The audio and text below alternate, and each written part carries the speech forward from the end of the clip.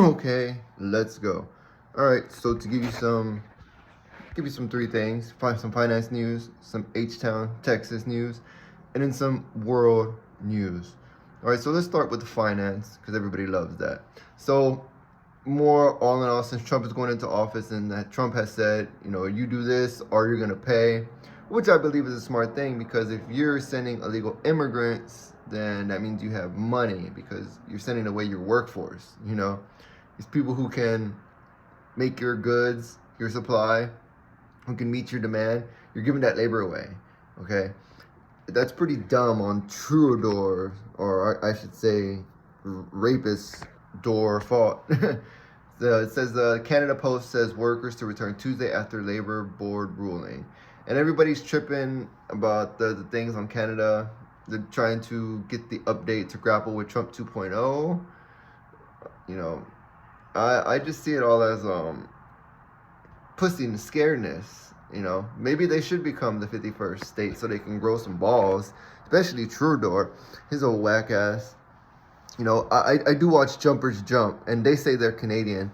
They don't act like Canadian. They act like California kids, really, which is, it's a good thing. You're American, but you're Californian. That's gay. What else? Let's see. Home prices, home sales. So what?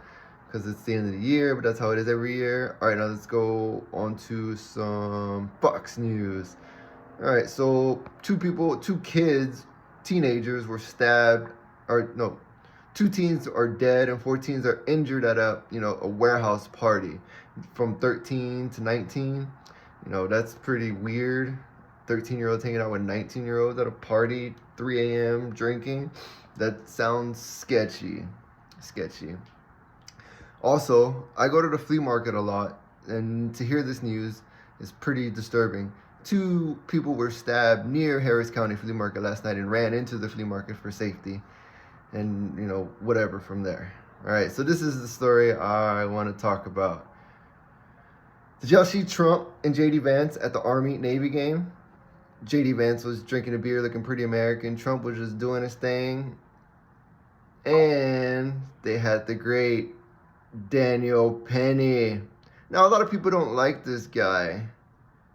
And why don't you like Daniel Penny? Because he served in the military when you didn't serve in the military?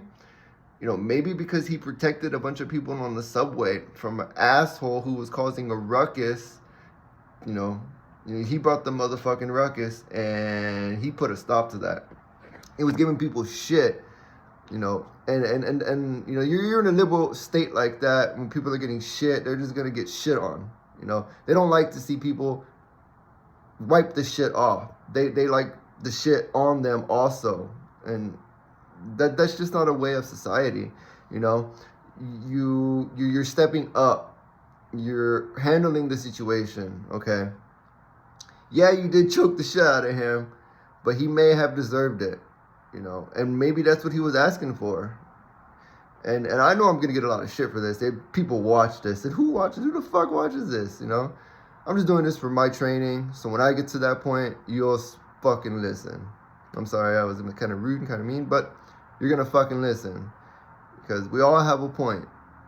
And like I say every fucking video, I know my videos are not the best, but I provide some damn good insight in a true Native American way.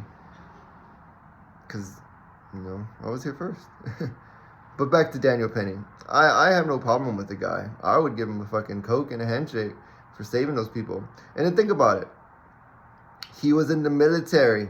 That's what he's trained to do. He's trained to watch out for the American people and to de-escalate the situation, and to terminate the situation. That's what they do. My brother was in the military. That's what his goal is, to de-escalate the situation, to stop the situation in any way, shape, form necessary, so nobody provides bodily harm to another. You just snap in. I've seen it. And it's common sense. Don't fuck with the soldier, because they know more than we do. They know combat. They might know boxing. They might know jiu-jitsu, but they know army combat. And that's pretty fucking good, you know. And I only know from what my dad taught me, whispered, hinted. You know, I should have had my eyes open more when I was younger, and I should have talked more when I was younger. But, you know, coming around a family of all males, seeing them get their ass kicked by the father and the stepfather, then you kind of fall in line. But that was the 90s, you know, that when people were kind of stepping out their shell. Because kids nowadays, they don't give a fuck. They just blah, blah, blah, blah, blah. Oh, yeah, that's my last thing before I go. So anybody still in the third dimension, you're fucking lame. Who the fuck is in the third dimension? All these Democrats, Kamala fans, you're still stuck in the third dimension. I'm not in the third dimension anymore because I see what's out there now. Just like all these fucking UAPs, drones, why Kamala lost, why Trump is being a good fucking man. You know, because y'all are still in the third, maybe even the first dimension, you little point. You know, I'm like Kanye. Huh? Fifth dimension, yo. Huh?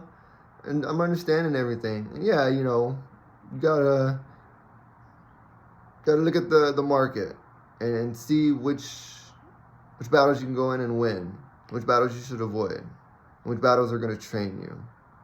And my life, I've been through lots of training, and I got scars.